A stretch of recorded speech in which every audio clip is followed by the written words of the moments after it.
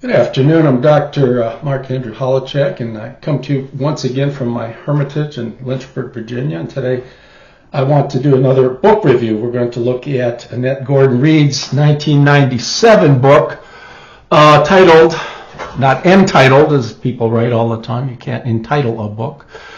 Thomas Jefferson and Sally Hemings, An American Controversy. This came out in 1997, a year before the infamous DNA study, which purported to show that Jefferson fathered all of Sally Hemings' children with a large degree of probability. And of course, that's a topic for another one of these, and it didn't show anything of the sort. But nonetheless, historians jumped on the bandwagon, eager for scandalous material. Anyway, so the title of my review is called It's Not Impossible That, Review of Gordon Reed's Thomas Jefferson and Sally Hemings, A Historical Nihility. Nihility is a vacuum or a nothingness. Now, if we look at the title, the secondary title, An American Controversy, one of the things we want to know, relax, Jeff, one of the things we want to know is just precisely what is the controversy to which she is addressing. And or is she trying to create a controversy? And I suspect it's the latter. And when we get done with the review, we're going to show you, I'm grooming my dog here, we're going to show you that there's really no controversy whatsoever. But the title suggests a scandal of some sort. Woo. All right. Now, very few scholars, if any, really believe that Thomas Jefferson was involved with Sally Hemings prior to the DNA. And even when Fawn Brodie published her book, was it 1974, on Thomas Jefferson, Sally Hemings, I'm not quite sure that she really believed that there was a relationship, but she was out to make a name for herself, and she certainly did. So her book did quite well. And Gordon Reed is following the lead of Fawn Brodie, and she doesn't do much different. But she's got this thesis here. She writes a critique of the defense that has been mounted to counter the notion of a Jefferson-Hemings liaison. She's worried about people defending Thomas Jefferson at all costs and arguing that there could not have been a relationship, right? So her leitmotif is to show that there's no impossibility to the possibility of a relationship. She writes, in order to maintain the claim of impossibility or even to discuss the matter in those terms, one has to make Thomas Jefferson so high as to have been something more than human, and one has to make Sally Hemings so low as to have been something less than human. Now, those are really strong words to say that, scholars who think that the relationship was impossible, and I'm not going to look at impossibility as being logical impossibility, because I don't think any scholar would ever do that. It doesn't make any sense to say assumption of a relationship would amount to a logical contradiction, because it certainly doesn't, of the sort A and not A, right? This is a pretty extraordinary claim. If you want to say it's impossible, the argument she's implicitly endorsing is because Thomas Jefferson is so pure and high and noble and virtuous, and Sally Hemings is so impure and lowly. That doesn't follow in the least. Just does not follow in the least. But she's got an axe to grind, as we'll see. Okay. She talks about controlling the discourse. She goes, well, and the implication is that it's the white scholars of the time who control the discourse and don't give voice to any people who are in the minority, especially African American scholars. So she talks about her critique in terms of a wall and bricks, and this is a wonderful use of analogy that baffles me, and sort of stuff that gets published. But she writes, some scholars and commentators who almost invariably approach the subject of Thomas Jefferson and Sally Hemings in a defensive posture have demanded that every brick of evidence that the two might have had a relationship amount to its own individual wall of proof. Now, who these scholars are, they go nameless, right? And what is this, a wall of proofs supposed to mean? It's not quite clear.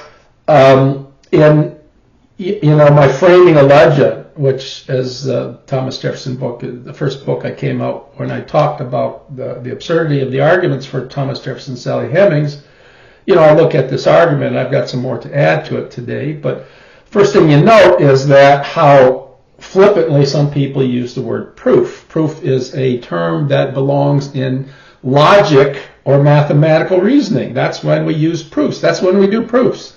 Historians never prove anything. So one objection I have immediately is terminological. Please use words precisely so that we know exactly what you're talking about.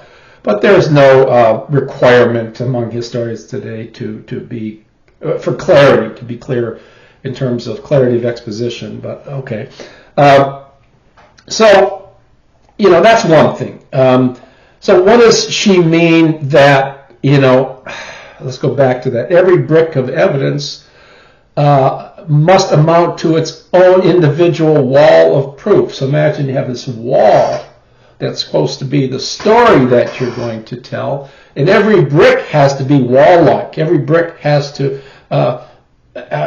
every brick has to be a wall of proof. Now, if we're going to make any sense of that, I suspect what she's trying to say, and I'm not quite clear here, is that each bit of evidence, each bit of the data that we have, each scrap, each ort, has to be flawless and foolproof, right? I guess that's what she's saying. When we get to this, every ort of datum has to be incontrovertible. I'm not sure what that means. Is she objecting to the fact that some people use speculation, that we shouldn't use, that people can't use speculation in ordinary history? If so, that's sort of a strange claim. But if the idea is she's objecting to the notion that the bricks that we use be relatively incontrovertible, I think it's a silly objection. We want facts upon which we can base our narratives. And it doesn't mean that whenever we use facts that we're always going to be able to tell a true story, but, this is, I don't know what the hell she's talking about there, but who knows. Then she talks about the possibility, this is the whole thing she wants to talk about, that there could have been a relationship between Sally Hemings and Thomas Jefferson. And she writes, the evidence must be considered as a whole before a realistic and fair assessment of the possible truth of the story can be made. Now, what do you mean by evidence must be considered as a whole? Again, a very slippery claim, a very willowy claim. What evidence? Historians call different bits of evidence when they tell their story. Sometimes to write a good story, you have to include the same bits of evidence, and other scholars, what makes new history good history is that, presumably, new historians come up with some other disclosures, come up with some new evidence that sheds light on the narrative, and it adds to it or changes its direction, right? Creates a bit of controversy, and presumably she thinks she's creating controversy, but she doesn't really come up with any orts of evidence here. So the evidence must be considered as a whole. Now the probability here, the problem, I should say, not probability, is this whole notion of the possibility of new evidence, right? If we're just talking about possibility, and I write in my book, I talk about, consider the claim all the U.S. pennies in my pockets on close inspection seem to be made of copper. So I conclude, I look at them, and they give every indication that they're made of copper, so I conclude all the pennies in my pockets are made of copper. Now, I find out in talking to a friend sometime later that all the U.S. pennies minted after 1982 are 95% zinc with a coating of copper. So the 1982 pennies have very, very little copper, just a little splash of copper on the outside to make it look like it's copper, so that too expensive to make pennies out of complete copper. So, I look at the pennies in my pocket, re-examine them, and I look at the claim 1 again and say all the U.S. pennies in my pocket on close inspection seem to be made of copper. Again, the same claim as I made before. I look at them even closer. I say, well, some of the pennies were minted post-1982. So I change my conclusion. Not all the U.S. pennies in my pockets are made of copper. Now, what happens here? I come up with the opposite conclusion, whereas before, inductively, I was concluding from a close inspection of the pennies without looking at dates that all the pennies in my pockets are made of copper. Now I have an additional shred of evidence that some were posted, were post-1982. So I come up with the opposite conclusion, the contradictory of what I had before, and I conclude that not all the U.S. pennies in my pockets are made of copper. So I go from what was an inductively cogent argument for a certain claim C, that all the pennies in my pockets are made of copper, to a deductively sound argument, a foolproof argument for not C, that not all the pennies in my pocket are made of copper.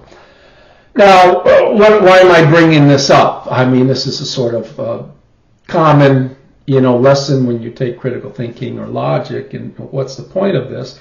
The point is that when we deal with inductive arguments, when we're doing history, and history is essentially an inductive enterprise, we glean information and so forth, and one might argue that, a certain conclusion is true, and I come up with new evidence, and I find out not only is that conclusion not well supported, it's refuted by certain evidence.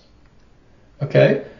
And so we need to be careful in terms of the sort of things that we're trying to assert here.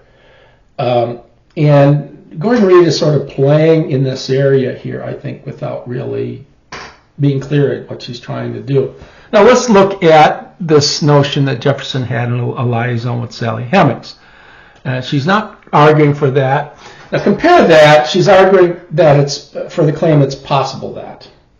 So compare Jefferson had a relationship with Sally Hemings to the claim that Jefferson could have had a relationship, or may have had, or it's possible that Jefferson had a relationship with Sally Hemings. Now, to say that Jefferson had a relationship is to make a very concrete claim, and one that can be true or false just by virtue of some of the evidence I dig up, if I can dig up some evidence that decides it one way or the other. This is a very definite claim. The claim, in contrast, that it's possible that Jefferson had a liaison with Sally Hemings is a very sort of vague and weak claim. It's in effect asserting that there's no contradiction involved in asserting that there was a relationship. In other words, it's not impossible that there was a relationship. And the question is, as I say in my book, Framing a Legend, just how interesting are possibility claims? Now, having taught logic and critical thinking for 30-something years, these sorts of things are old hat to me, but I'll try to explain these in such a way that it makes sense to you. So to say, in effect, that something is possible is to say that it's not impossible, right? In other words, to deny the claim does not lead to a contradiction.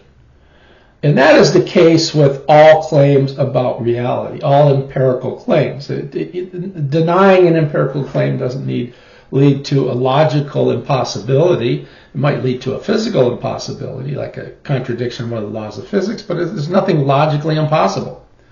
Okay? Now, let's try to get clear on this by looking at certain claims. It's possible that Jefferson had an affair with Sally Hemings. It's possible that Jefferson had an affair with his daughter Martha, right? That's what Fawn Brody hints at, that the letters were so, I don't want to say syrupy, but the letters were so suggestive that maybe Jefferson had sex with his own daughter. That's how you sell books, by the way, right? You make these stupid claims without any evidence, and you read a letter and you read it in a very stupid way and you come up with this conclusion. Anyways, the third claim, it's possible that Jefferson had sex with his nephew Peter Carr. And lastly, it's possible that Jefferson had sex with one of his books. You're going to say, well, wait a minute, it's possible Jefferson had an affair with Sally Hemings seems to be more reasonable than the others. Well, my question is why? What evidence do we have for that? Now, this is prior to the DNA, and even with the DNA evidence that came out a year later, all we had is one test and one consistent result with Sally Hemings' last child, Eston Hemings, showing Jefferson could have been the father, which is not to say Jefferson, the DNA match, uniquely picks out Jefferson. It doesn't. So to understand why scholars flipped so much and went after this is beyond me. It's extraordinary. But there was this sea change of opinion when the DNA came up, obviously because of the misleading title. That's the story for another, that's the topic for another session here on Thomas Jefferson. So what's the evidence for any of these? Well, we really don't have any direct evidence that Jefferson had an affair. Nothing, zero, with Sally Hemings. We don't have any direct evidence that he had an affair with Martha, in spite of Fawn Brody's reading of one of the letters where Jefferson talks about being back by the hearth with his daughters and enjoying their company. We don't have any evidence that Jefferson had an affair with Peter Carr. And we don't have any evidence that Jefferson did not have an affair or did have an affair with one of his books or did not. Had sex with a book. I don't know how you'd do that, but I guess people could do that if they wanted to. And these claims are meant to be increasingly, in some sense, more absurd, even though they're really not. He had this great line to John Adams in 1815. He says, "I can't live without books."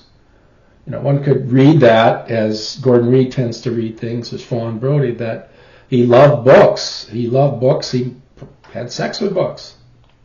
Jefferson also showed special privileges to his nephew Peter Carr. He was adopted after his father died as one as one of the sons. So one could argue that there's no contradiction involved in assuming that Jefferson had sex with Peter Carr, and that's true. There's no contradiction involved in assuming Jefferson had sex with his daughter. There's no evidence for it one way or the other. But all these claims are possible. Right? It's possible that if I cut my dog Jeffy open, who's on the desk with me now, right, Jeff? And I don't really mean this, buddy, because you're my bud. That if I cut him open with a knife, I'd find out he's really not a dog, but a robot. That there are all sorts of mechanical parts in there. Well, that's possible. It's just that he could have such a well-made robot, he looks like a real dog. And I wouldn't know till I cut him open. Yeah. So, a lot of things are possible, and possibility claims don't assert much of anything, right? The only time possibility claims, as I used to teach, really mean something is when there's a received view that's so entrenched that evidence against it is really intriguing. Now, for example, take smoking. And, we know smoking through studies for decades causes lung cancer and generally is not good for your health. Imagine if there was a pilot study that came out and showed that moderate amounts of use of tobacco actually improved your health, right? And so the study comes out because we have this wealth of information that shows smoking is entirely bad for you. I come up with this, a new study shows that I don't want to come up and say small amounts of smoking is good for you because I've got all this other data against it, but I do have new evidence that is quite suggestive. So I would say small amounts of, say, nicotine, of smoking nicotine products actually improves, say, cardiovascular health or some such thing, right? So that, in effect, is when a possibility claim would be interesting, when everybody thinks, that it's impossible for it to be otherwise. Now, when we look at certain claims, now you can make a claim, a hypothesis about anything. One could say Santa Claus exists. One could say aliens visit Kalamazoo, Michigan every 777 years. One could say in string theory, for example, in particle physics, that it's submicroscopic strings that really hold together all the things, the cosmic phenomena, the macroscopic phenomena that we see. These are all hypotheses that could be true or false. When we look at claims like, Santa Claus exists or aliens visit Kalamazoo every 777 years, we want to say, well, these are fairly outrageous claims. They could be true, but the burden of proof is on the person who is making the claim to come up with some evidence. If there's no evidence one way or the other, it's the person making the substantive claim, and that's logical. Jefferson had an affair with Sally Hemings, as it's discussed today. Where's your evidence? The burden of proof is on you. You're making the substantive claim. I don't have to go out and show that your claim is false, because I'm not making any substantive claim. I'm challenging the truth of your claim. Now, Gordon Reed knows that there's something really bogus about her story. She says somewhere in the book, and I read here, I cannot say that I definitely believe that the story is true, but I can say that I believe it's not the open and shut case that those bent on defending Thomas Jefferson at all costs would have the public think, right? So she says, well, I'm not trying to argue that Jefferson did have an affair with Sally Hemings. I'm only trying to argue that he could have had an affair with Sally Hemings. So the people who argue that it's impossible are nuts. Now, again, I want to go back to that. History is never about making impossibility claims. That Jefferson couldn't have this. When we do make assertions like that, we're not claiming that it's logically impossible or that even it's materially impossible, that the conditions in the material world, the physical matter of Thomas Jefferson makes it such that that could not have happened. We're hyperbolizing in a sense by saying, look, Thomas Jefferson, and I would say this, it's impossible in the sense that Thomas Jefferson was not the sort of person that would have been interested in a young girl, however toothsome or cute she might have been. She, after all, was just a kid. And we can go into, that's another story here. But the point is that to write a whole book in defense of the thesis that it is possible that P being Jefferson had an affair with Sally Hemings, it's possible that is really to tell you nothing. It's to tell you that there's no contradiction involved in assuming that there was a relationship. Okay. Again, I could write a whole book on Jefferson's homosexual affair with Bob Hemings. I just published a paper on that not long ago, and people were. I'm one of the internet sources, and people were aghast. Did Jefferson really have a homosexual relationship? Well, I did a sort of twisted reading of a particular topic and came up with that, and people were aghast that maybe Jefferson really did have a homosexual relationship. It's the way we read things in the way we want to read them, and that's dangerous. One needs to be very, very careful. We need to read things rather literally. And again, you should not come out with a book that makes such a vacuous claim, all right? Again, hence the motivation for my calling this a historical nihility.